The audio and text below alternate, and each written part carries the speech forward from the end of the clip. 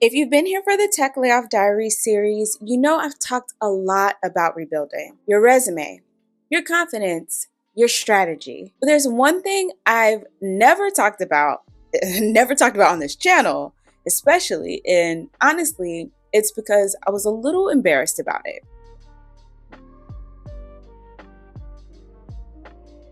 My wardrobe was a disaster, friend. Not in a cute, oh, I just need to reorganize my closet type of way, right? Like, I mean, full on identity crisis happening in my bedroom every single morning. And it started way before the layoff. The layoff just made it impossible to ignore anymore. So, this is a new series.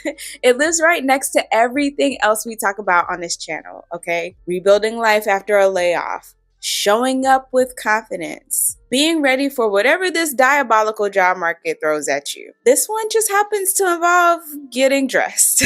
So let's get into it. So here's the thing that nobody tells you about building a professional wardrobe in your 20s and early 30s. You're not really building it for yourself. You're building it for the job, the office, the commute, the version of professional, quote unquote, that somebody else decided you needed to look like. Blazers you'd never pick out for yourself. Heels that made no sense for the weather. Business casual outfits that lived in your closet Monday through Friday, but collected dust on the weekends. And then life changed, okay? And for me, it changed in a few different waves. However, if you're a millennial like me, okay, you definitely wore business attire to the club or the bar on weekends. Going remote in 2019 was honestly the beginning of the end for my wardrobe. Like, there was no office, which meant there was no reason to dress like I was going anywhere. So I slowly stopped. Then the pandemic hit and confirmed what I already suspected. Sweatpants were the way of the future. Then I had my daughter, I gained weight, and the sweatpants stopped being a choice for me and started being the only option. My closet went from business casual to maternity wear to whatever still had an elastic waistband. And by the time I got laid off, I had been remote for maybe 5 years. I was postpartum for a couple of years and fully committed to comfort, which sounds fine until you need to look like a functioning professional on 2 days' notice. By the time the layoff hit, I wasn't just missing a few pieces. I had essentially built a wardrobe around a life that no longer existed. The office was gone, the commute was gone, my pre-pregnancy body was gone, and honestly, most of my clothes were gone too, either donated, packed away, or just completely irrelevant to my actual daily life. What I had left was a closet full of maternity clothes, a couple pair of jeans, some t-shirts, a lot of t-shirts,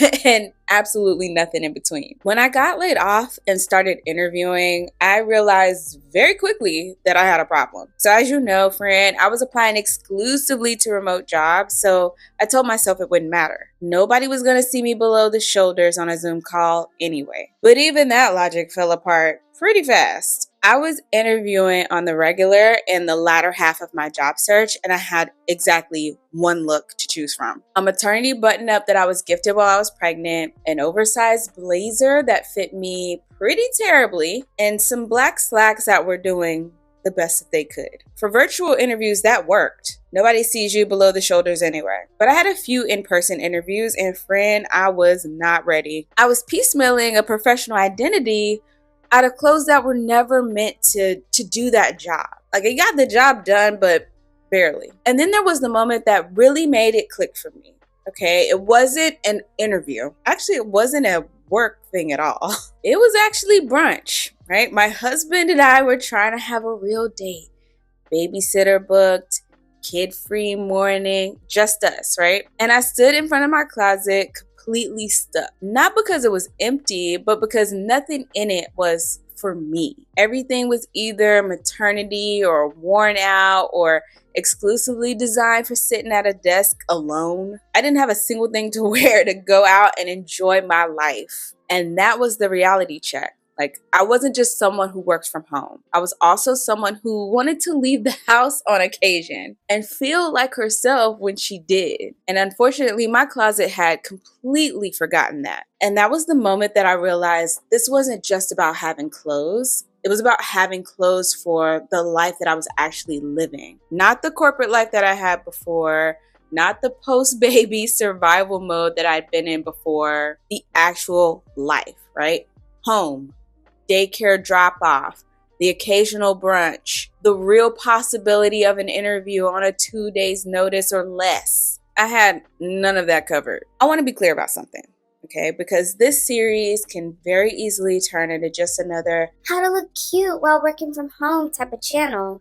And that's not what this is. The reason your wardrobe matters, especially if you've been laid off or you've been working remotely or you're in a weird in-between stage of rebuilding your life and your career, is because of how you show up when it counts. When you've been in sweatpants and an oversized t-shirt for 6 months, getting dressed for an interview feels like putting on a costume. You're not used to it, right? You're not comfortable. And that discomfort shows in your interviews and at work. When your wardrobe doesn't reflect where you are right now, getting dressed every morning becomes one more small thing that drains you instead of energizing you. And when you don't have anything that bridges your home life and your real life, you end up either never leaving the house looking like yourself or scrambling last minute every single time you have an event or an occasion that comes up. I've done all three, friend, and I am done with all three. So here's what we're building together over the next few episodes. We're going to talk about the work from home wardrobe trap, because sweatpants feel like self-care until they don't. We're also going to talk about staying interview ready even when you're not actively interviewing, because opportunity will not and does not wait for you to go shopping. And we're going to build out a